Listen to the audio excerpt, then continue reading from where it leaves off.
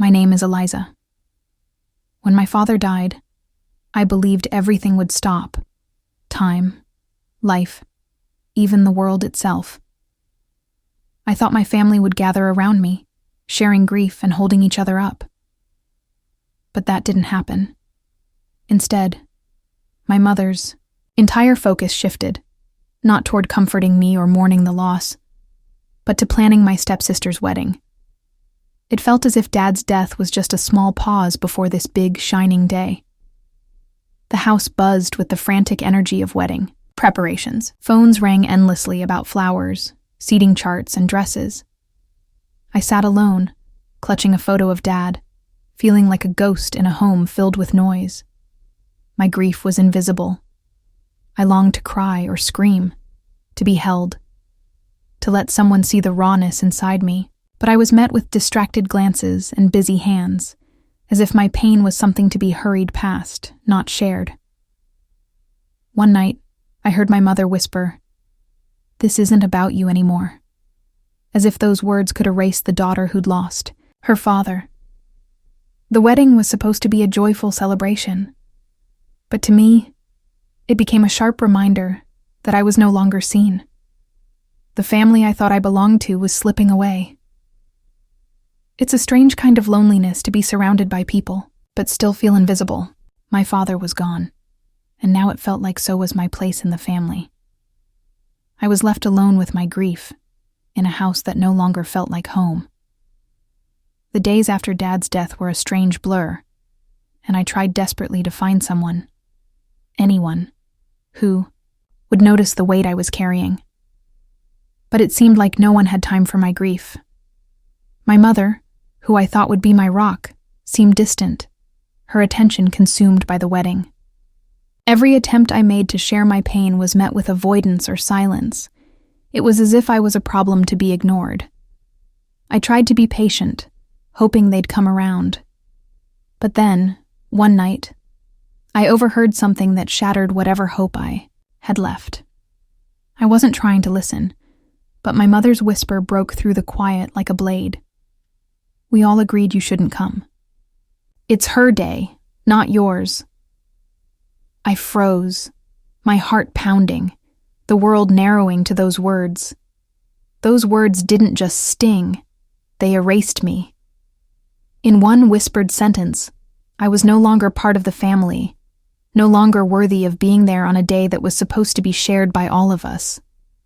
It felt like a betrayal so deep, so personal, that it left me breathless. The family I thought I could lean on had decided I was an inconvenience, someone to be excluded when my grief became too much. That night, the line was drawn, and I found myself outside it, left to wrestle alone with the pain of being pushed away. I didn't know then how to fight it. I just held the hurt tight inside, swallowing tears and walking away from the family I thought I had. It was a quiet rejection that echoed louder than any argument or outburst ever could. After overhearing those cruel words, everything changed. The silence between me and my family grew thick and suffocating. I tried to speak up, to ask why I was being pushed away, but my mother's responses were cold and distant. When I looked for answers in her eyes, I found nothing but a wall built to keep me out. The invitations I had once hoped for never came. The family gathered to celebrate without me, pretending I didn't exist. That unspoken decision was a sharp blow, a silent sentence. I was not just excluded, I was erased. At first, I tried to convince myself it was temporary grief makes people do strange things, I told myself. But the longer I waited, the clearer it became that this was no accident. The family I once called mine had made their choice, and I was left standing outside, shut out from their joy. The weight of being uninvited settled over me like a heavy fog. Every happy picture I saw, every story shared from the wedding, was a reminder that I didn't belong, not anymore. The place I once thought was home had become foreign, cold and unwelcoming. It was hard to carry this kind of loneliness. It wasn't loud or dramatic.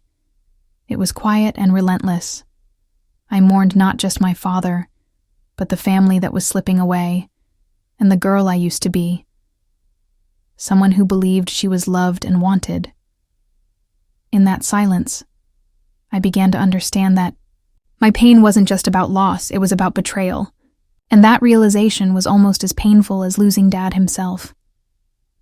After being uninvited, the days stretched out in a haze of quiet sorrow.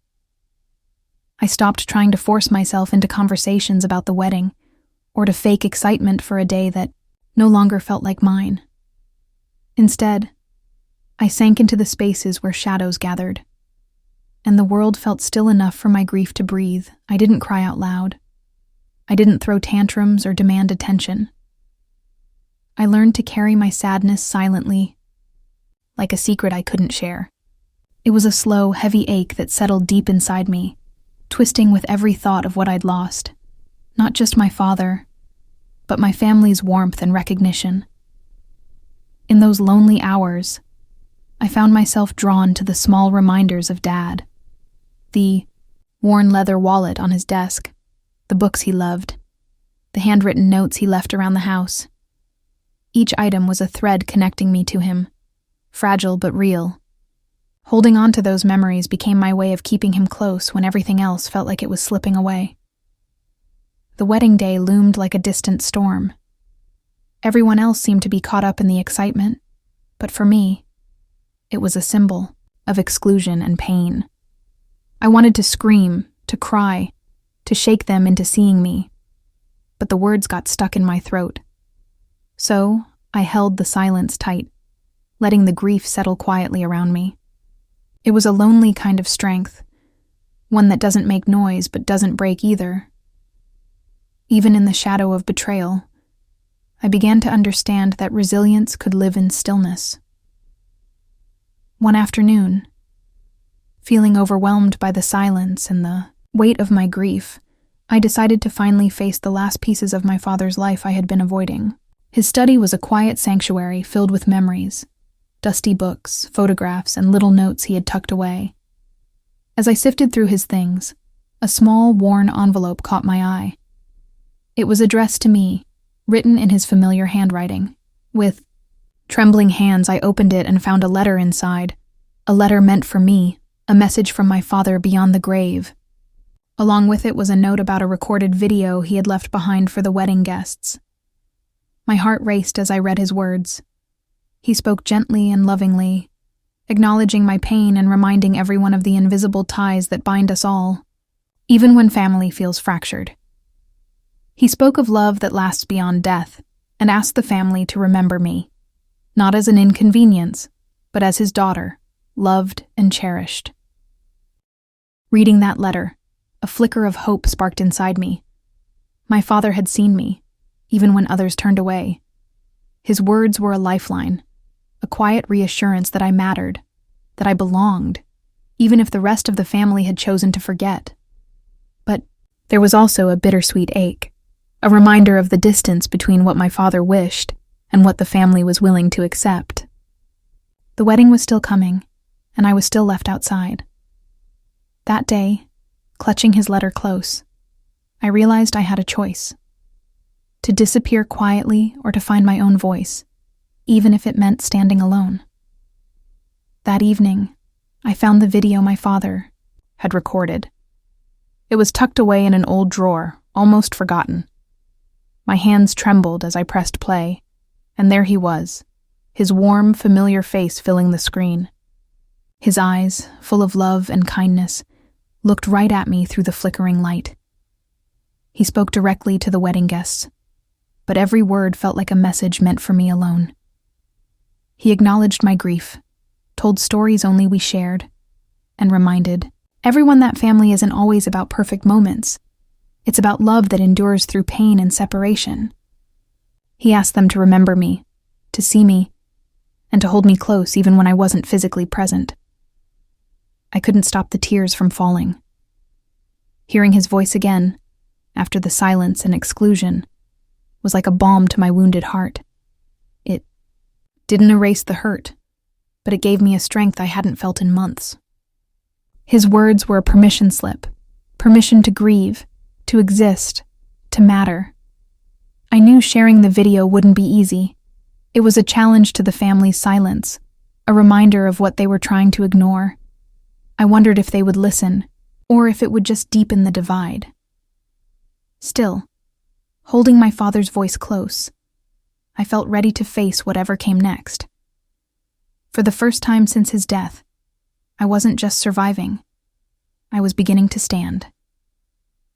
The wedding day arrived like a thunderstorm. I wasn't ready to face. The house was alive with celebration.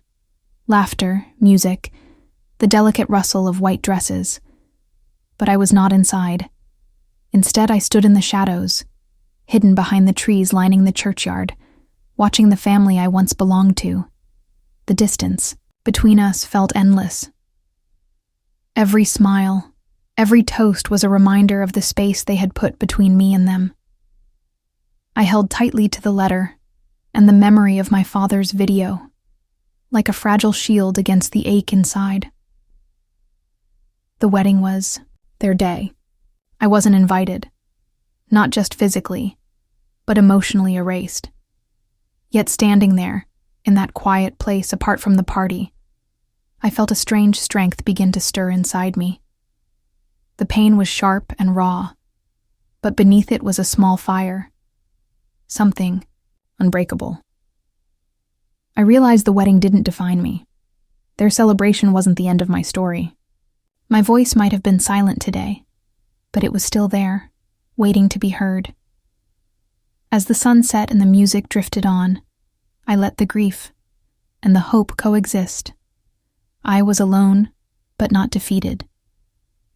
The wedding passed, but the silence between us remained. However, something inside me had shifted. My father's letter and video had ignited a spark of courage, a quiet but fierce resolve to stop shrinking and start speaking.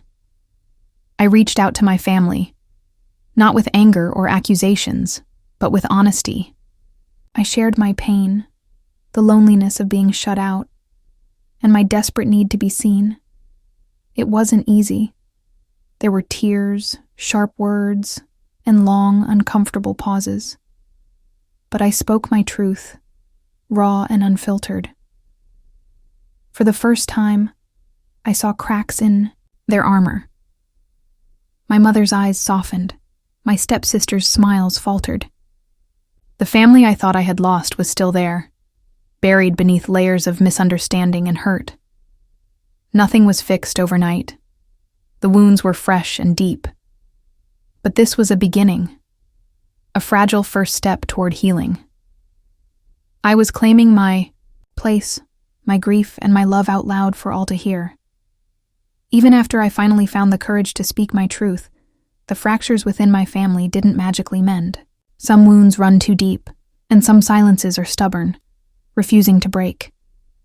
The house was still filled with cold dinners, sideways glances, and the kind of silence that spoke louder than words. I could feel it, the way I was still an outsider. In my own home, as if my presence was tolerated but never truly welcomed. But something fundamental had shifted within me. I wasn't shrinking anymore to fit their expectations. I wasn't hiding my pain to make them comfortable. Instead, I found a quiet, steady strength inside. A voice that refused to be silenced by exclusion or betrayal. It wasn't loud or dramatic, but it was real, and it was mine. The wedding was behind us, a closed chapter, but the struggle to be seen and heard was far from over. This wasn't about grand gestures or sudden dramatic reconciliations. It was about showing up for myself every day, putting one foot in front of the other, and refusing to let the past define who I was or what I deserved. Slowly, I began to understand something profound. Family isn't just about blood or ceremonies. It's about respect, love, and the willingness to acknowledge each other's pain, even when it's messy and uncomfortable. And if they couldn't give me that, I would find it elsewhere. I would build it within myself. I was no longer waiting for permission to exist or to be loved. This was my life now. Fractured, imperfect, but mine. And I was determined to reclaim It on my own terms. I won't pretend everything is fixed or perfect now. Our family remains fractured, and some days the cracks feel wider than others. Maybe we're all just learning how to live with the pieces that don't quite fit anymore. But through the pain and the silence, I've discovered something far stronger than their acceptance: my own sense of worth. Resilience, I've come to understand, isn't about shouting the loudest or demanding attention. It isn't about grand declarations or sweeping reconciliations. It's quieter than that. It's the steady, determined refusal to disappear. It's the silent, unyielding strength of holding on to who you are, even when the world around you tries to erase you. It's about waking up every day and choosing yourself, choosing to stand tall in your own truth, no matter how small or isolated it might feel. My father's letter and video weren't just words or memories. They were a lifeline. They reminded me that love endures beyond loss and beyond betrayal. They gave me permission, not just to grieve, but to fight. Permission to define my own place in this family and in the world on my own terms. They showed me that I matter, even when those closest to me try to pretend I don't. I'm still standing. I'm still speaking. I still carry the hope that one day the silence between us will break, that the walls of indifference will crumble, and we'll find a way back to each other. But if that day never comes, I am okay with that too, because I know something vital. I am enough. I am worthy. I am more than their whispered exclusions and their cold silences. This is my story, a story of quiet triumph born from heartbreak and betrayal, a story not of grand victories or dramatic rescues, but of a fierce, unbreakable strength inside me that no one can take away. It's the story of a girl who lost her father, was pushed away by her family, but found herself anyway. And that, more than anything, is the kind of victory that lasts.